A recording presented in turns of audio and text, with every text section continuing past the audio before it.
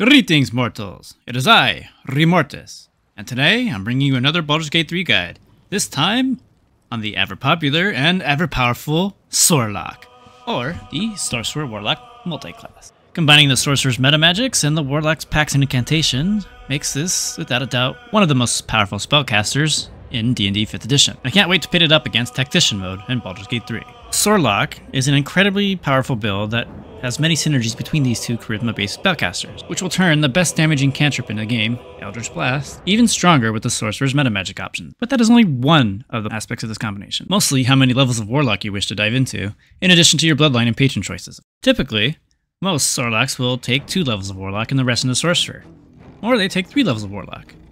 But there can also be arguments to be made to pick up 5 levels of Warlock instead.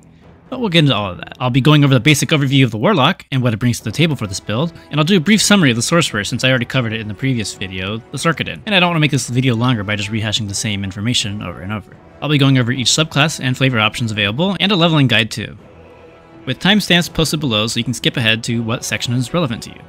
And without further ado, let's get straight into it, shall we?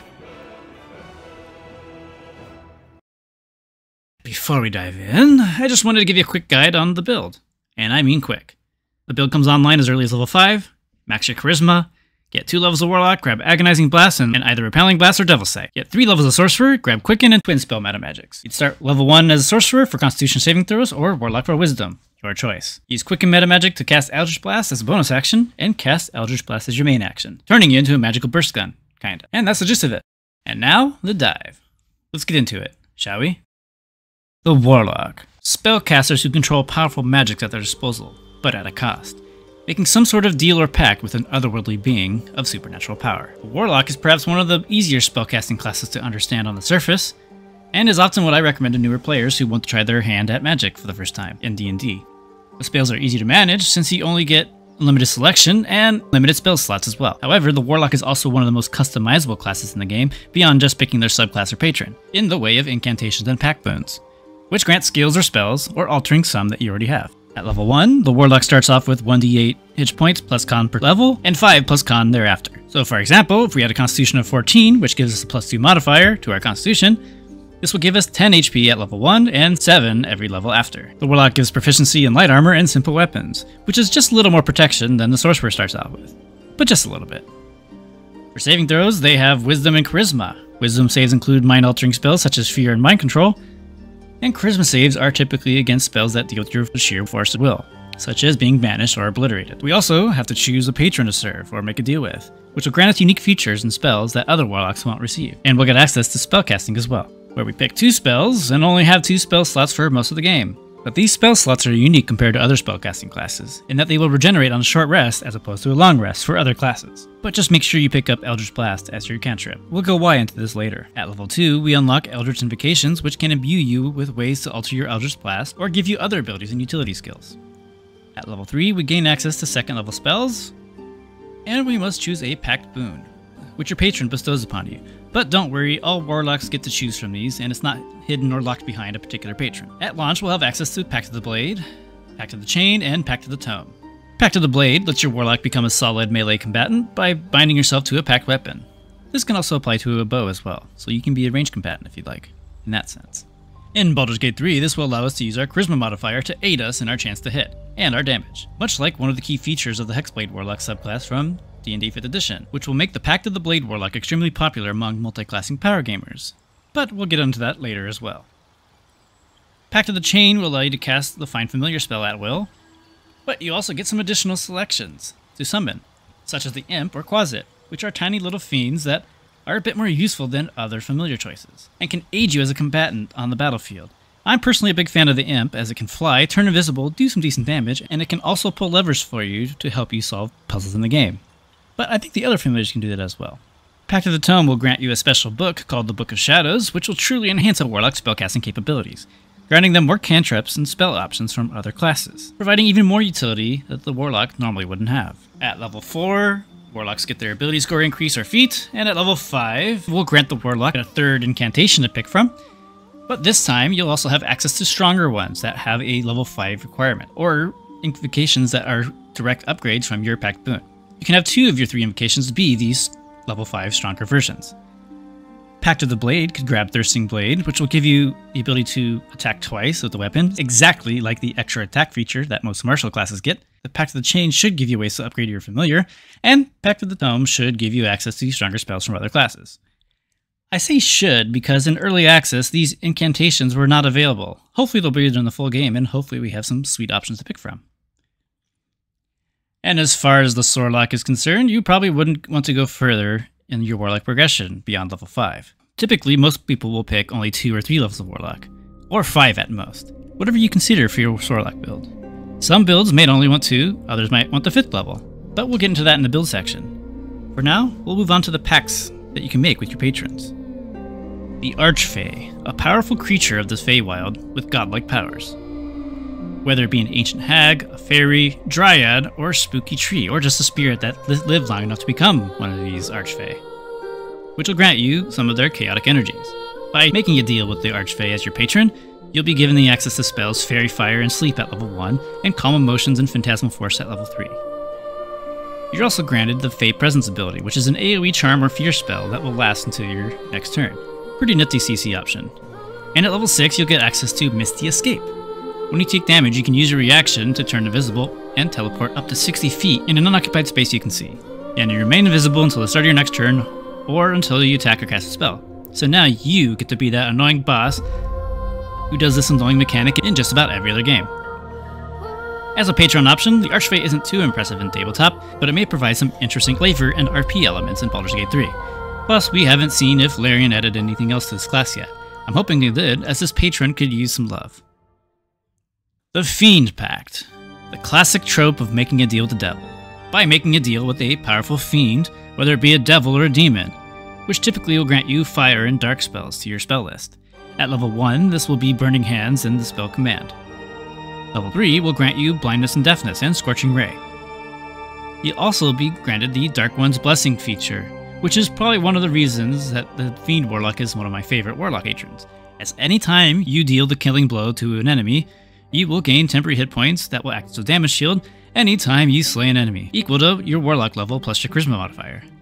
It might seem like a low number, but over time the amount of protection these temporary hit points will provide you will save you countless potions and spell slots that would have been intended on healing you. At level 6, you'll be granted the Dark One's Own Luck, which you can add a 1d10 to a skill or saving throw, which you can add after seeing the result, but you only can do this once per short or long rest. A pretty neat feature, but as mentioned before, we're probably only going to be taking 5 levels max in our Sorlock. The Great Old One is our last patron option, granted by an immensely powerful and mysterious being, which may come from the Far Realm or beyond the reaches of space. Think of something like Cthulhu or other Lovecraftian horrors. They typically deal with psychic powers and energies, and will grant you Dissonant Whispers and Tasha's Hideous Laughter at level 1, and Detect Thoughts on Phantasmal Force at level 3.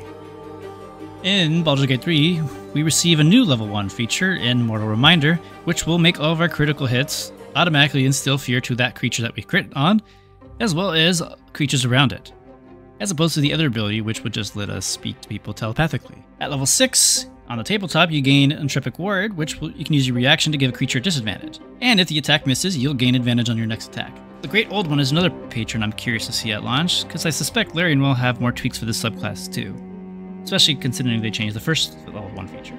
Anyways, as far as our Sorlock is concerned, I don't really believe the Great Old One will offer us enough features, so I think that's one that is more dedicated to a more pure Warlock spellcasting build. But again, we have to see what kind of changes Larian will make for them.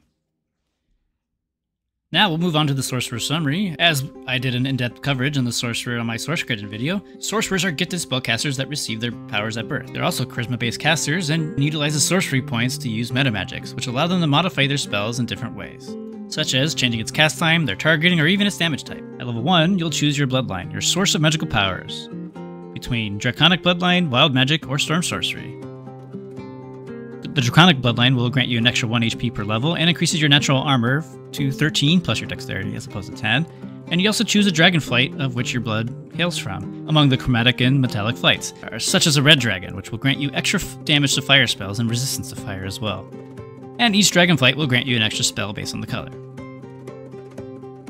Wild Magic gains their magic from the Feywild, but the chaotic energy churns within you, sometimes unleashing itself whenever you cast a spell, causing a Wild Magic surge to occur, which is a random effect on the Wild Magic table. This could be from anything from just randomly teleporting around to making flowers appear out of nowhere or, exploding. You also get the Tides of Chaos, which will grant you advantage on an attack, ability check, or saving throw. But once you do so, this will increase your chance of triggering a Wild Surge. This Sorcerer bloodline is a lot of fun, but its inconsistency can be an aggravation for people who don't like variance. You'll be quick saving a lot as a wild magic sorcerer. Storm sorcery is granted by a powerful elemental such as a Jinn, or just some other kind of elemental, and this grants you the ability to fly for a little bit whenever you cast a spell. You can also deal extra damage with lightning and thunder spells. This sorcerer can certainly function with the Warlock, but I think Storm is better suited for a different multiclass, even still. We'll now go over why the Sorlock is so powerful together. Warlocks are flexible and customizable casters that regain their spells on a short rest. Sorcerers can use sorcery points to use metamagic and also convert spell slots into sorcery points, and they can also turn sorcery points into spell slots. And with the unique way that Warlocks regain their spell slots on a short rest, you could use those Warlock spell slots to fuel your sorcery points, and then you could just short rest to regain them. This was a technique on tabletop called coffee locking, which meant that you could just keep taking breaks, like, a coffee break, and regain your spells. But unfortunately, that was nerfed and changed a little bit with some other rest rules. But in Baldur's Gate 3, we are limited to 2 short rests per long rest, so you can only refresh your spells only so much. Because of that, no coffee for you. Typically, as a Sorlock, you'll be spending those sorcery points on the quick and meta magic feat to cast a spell as a bonus action, and oftentimes, that spell would be the cantrip Eldritch Blast. Why? Well, you see, Eldritch Blast is one of the best damaging cantrips in the game. It deals 1d10 force damage. At level 5, when your cantrips upgrade, Eldritch Blast will shoot 2 times instead of 1, and you can choose different targets if you'd like, and this will increase to 3 at level 11, since cantrips scale with your player level and not your class, and they can be used as many times per day as you like. Eldritch Blast on its own isn't too strong, but the invocations granted at level 2 Warlock is what makes this start to become pretty nuts. The Agonizing Blast invocation will allow you to add your Charisma modifier to your Eldritch Blast, per beam. So let's say, for example, you have 16 Charisma, which you will likely have at the start of the game, which will give you a +3 bonus to your Charisma, and +3 damage to your Eldritch Blast beams. That's just about the equivalent of a fighter swinging a 2-handed longsword. And that's just with 1 beam. And starting at level 5 player class, you'll shoot 2, so imagine you're just going around throwing 2 magical 2-handed longswords at people, and from a good distance to boot. And if you use Quicken Magic to cast it again, that makes it 4 beams per total, dealing 4d10 plus 12 damage, and that's just at level 5. You can further enhance this damage by using it on a target that you applied Hex to, although you won't be able to use Quicken Magic Eldritch Blast on Hex targets on the same turn, so be wary of that. And you can even further enhance Eldritch Blast with the invocation Repelling Blast, which will knock your target back with each bolt that lands, which can help you push people off ledges. Which can help you knock people off of ledges. And there'll be a ton of ledges in this game because Larian loves verticality. And that's just some of the shenanigans you can do with Eldritch Blast. We haven't even gone into the twin magic options you can do yet, such as casting haste on yourself and another while using the same concentration, or even a crowd control ability like Hold Person. I forgot to mention this in the previous Sorkiden video, and for that I have sinned. I'm sorry. And this is just some of the stuff you can do with the base classes, not even taking into consideration your patron or bloodline choices. And then not only do you have those really cool damaging and spell manipulations, you're a charisma-based class, meaning that you should have high charisma to make all your spells function properly, but you also get bonus to charisma-based skills, such as persuasion, intimidation, and deception, which are ways that you will talk and interact with NPCs in the world. Having high charisma will help you pass those checks more often, so you'll be able to convince that guard or scare those bandits away, which makes this a very good class to be suited as your main character, since the main character will be talking to just about everybody, most of the time. That should be a good enough overview for now to give you an idea of what makes this such a strong multi-class. But for now, let's decide what race we're going to be. There are plenty of good race options to choose from, and with all the stats being normalized, it doesn't matter what race you get to play for your stats. Everybody, and I mean everybody, will be given +2 to one stat and +1 to another. Rest in peace, my sweet summer half-elf child. But that also frees us up to choose all sorts of different race options people normally wouldn't pick, especially since Variant Human isn't in the game yet. Ultimately, pick what race you like. They all work just fine, but some might have better features than others. Some strong choices I would recommend would be Tieflings, since they get free spells at level 1, 3, and 5 that you can cast without expending a spell slot. And our spell slots are going to be kind of limited to be doing meta magic shenanigans, or, just casting good spells. And for that same reason, Drow, Dwergar, Deep Gnomes, and Githyanki are all great options too. And you can't forget about Halfling with their Lucky feature, which will help you reroll any ones, and we'll be rolling a lot of dice due to how many Eldritch Blasts we'll be shooting off. For stats, the Sorlock cares only about one stat, Charisma. But Remortis, what about concentration spells? The Sorlock cares about two stats, Charisma and Constitution. And as such, our stat line will probably be 8 Strength, 15 Dexterity, 16 Constitution, 8 Intelligence, 10 Wisdom, and 17 Charisma. Charisma will allow us to cast better spells and deal more damage, and talk to more NPCs. High Constitution means higher health and better concentration saves. And resisting bad food and poison every now and then. We'll probably want a solid Dexterity so we can move earlier in the turn, and Wisdom is always good to have to resist many annoying spells. The same could be said for Intellect, but Intelligence saving throws aren't nearly as prevalent as Wisdom-based ones. And we don't care about Strength at all. We'll be a bit physically weak, but who cares about it, since we'll be too busy blasting away at our enemies. And besides, that's what Bazel is for. And speaking of Bazel, let's move on to the builds. And trust me, this first one will tie into that. For this first build, will be a Red Dragon, Fiend Warlock, Githyanki Gish build with Pact of the Blade.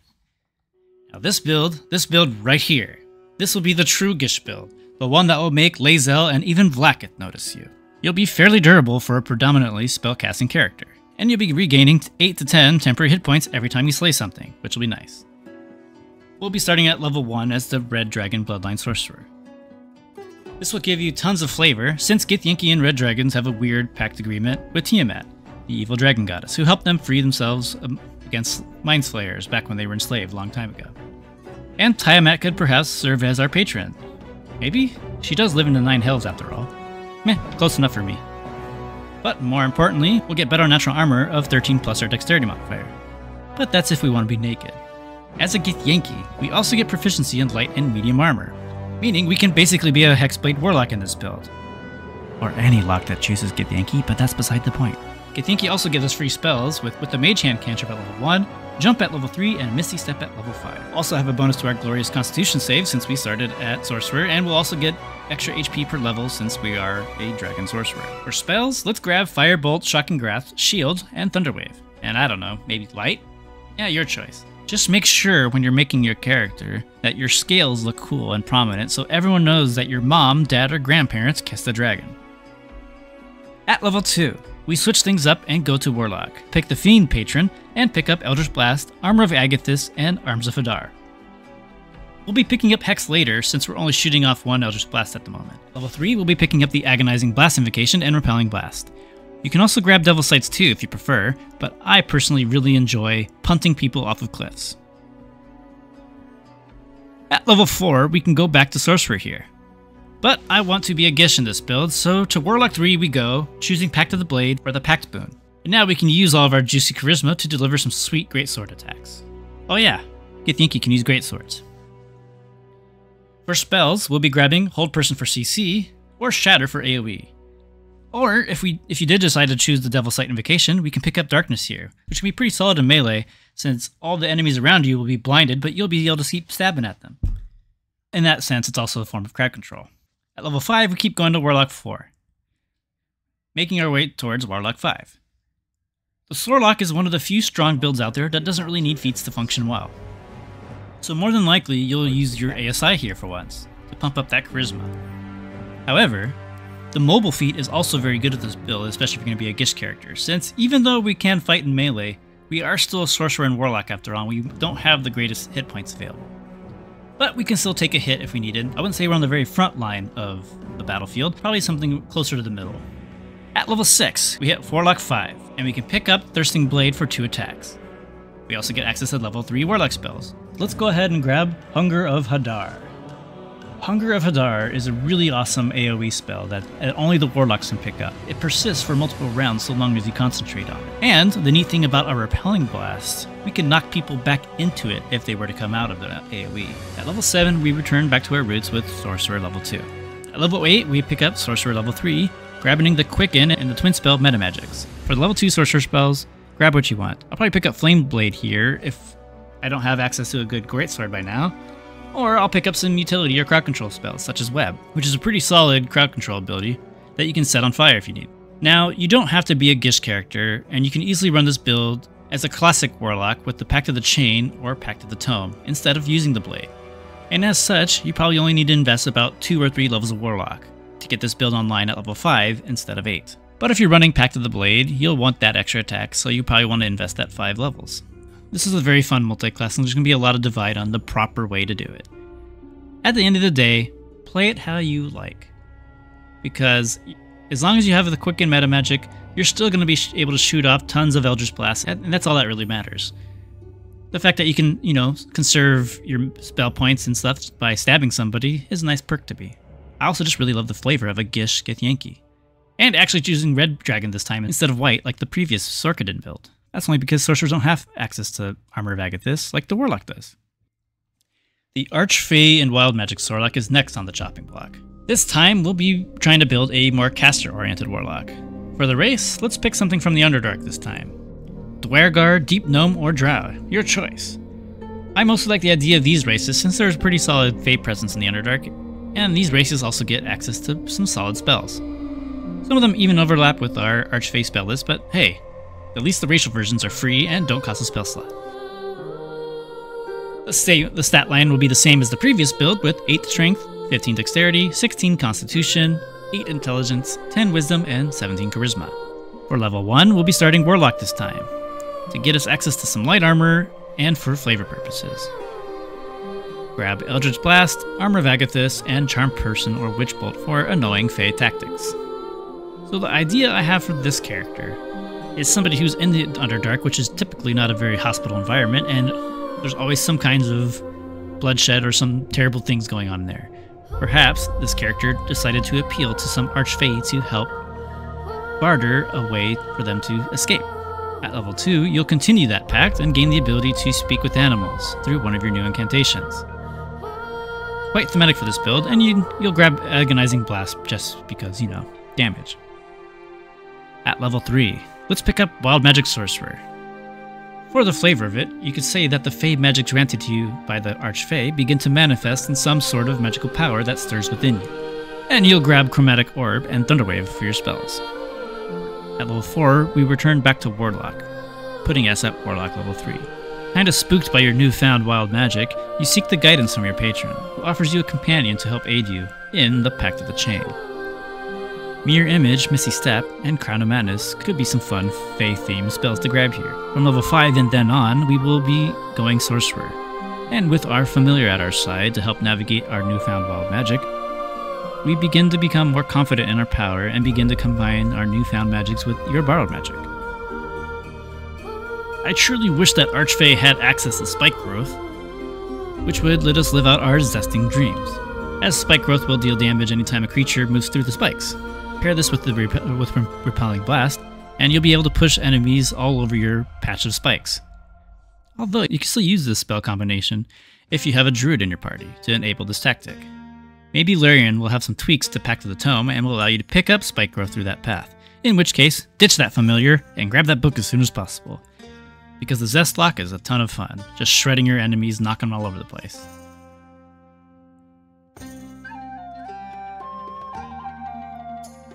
But these are only a few samples of builds. I just want to give you guys some ideas of some stuff you can do with it.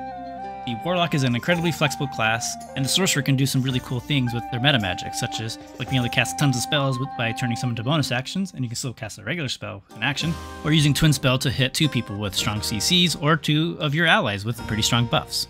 But you can now see why there's so many choices for the build. Ultimately, play what you think is cool and fits together. As long as you have Quicken Magic and Agonizing Blast, you'll be just fine. And I can't wait to see what kind of items are available to make these builds even crazier. I really hope you like this guide.